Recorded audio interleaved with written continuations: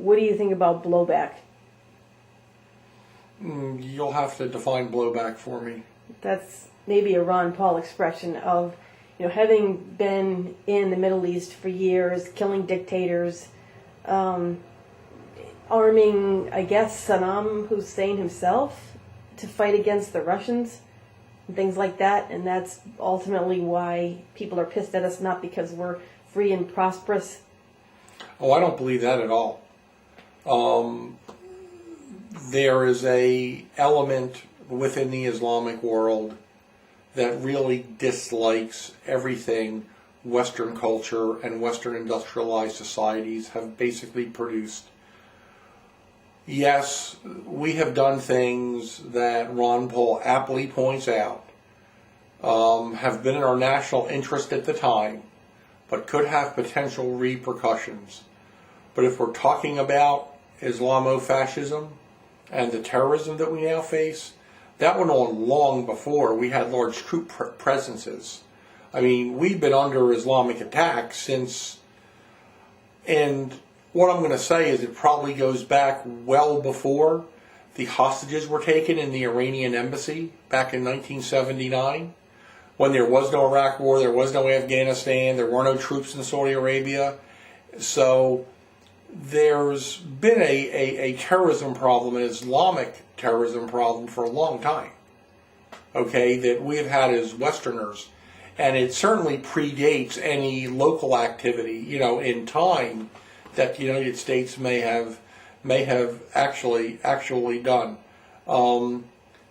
Nations have interests. Those interests shift from time to time.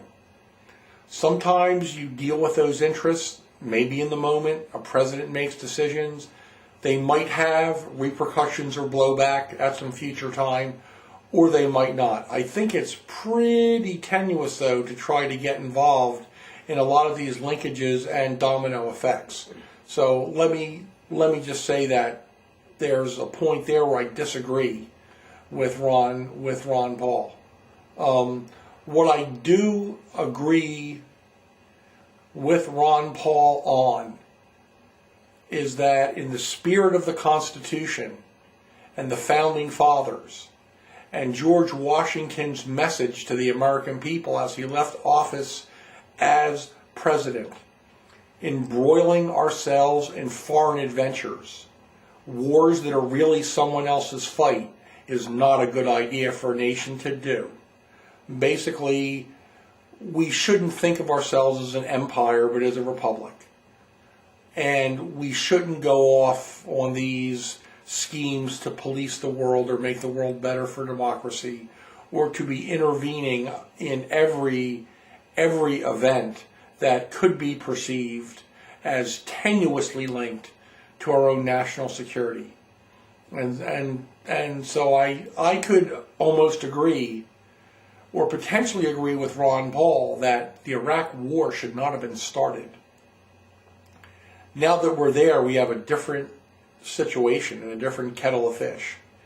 And the fact we've had to withdraw from Saudi Arabia and we have military bases over in Iraq means that we do have to stabilize that region of the world so it does not become a terrorist training ground. And we probably ought to keep a presence there of troops on our military base so that we can react, if need be, to threats in that part of the world. Okay? Now, the Ron Paul theory would say that by virtue of us maintaining that presence, we're going to continue to piss them off and continue to make our national security worse. Well, I can't see how that linkage is basically made. I think they've been, quotes, kicked off at us for quite a while, all the way back to the Iranian Revolution, and that maintaining a military base and maintaining allies in the Middle East, I don't really think that's going to harm our security in the long run. I think it will enhance it. Of course, it will irritate the so-called Arab street. That is, the folks who liked 9/11 in the first place, are still going to rant and rave and make a lot of noise against our presence of any sort in the Middle East. However, we are making progress. Certainly with the United Arab Emirates, I think we're establishing good diplomatic relations with Dubai and Abu Dhabi and Qatar, and we're establishing good relations with Iraq. Basically, their government doesn't quite have its act together because it has this Sunni-Shia conflict that is, that is evolving. However, there will always be people who don't like the United States having a presence someplace. Okay, we had a presence in Iran. We had a lot of influence there. And, we had hostages taken when the Islamic extremists took over and got control of the government. We did back the Shah of Iran. Maybe that was a bad idea, maybe it wasn't. But problems in that part of the world with extremists have been going on for quite a while, as far as I can tell. So I just cannot buy into the fact in this chicken and egg world that our presence someplace basically becomes a basis for our lack of security.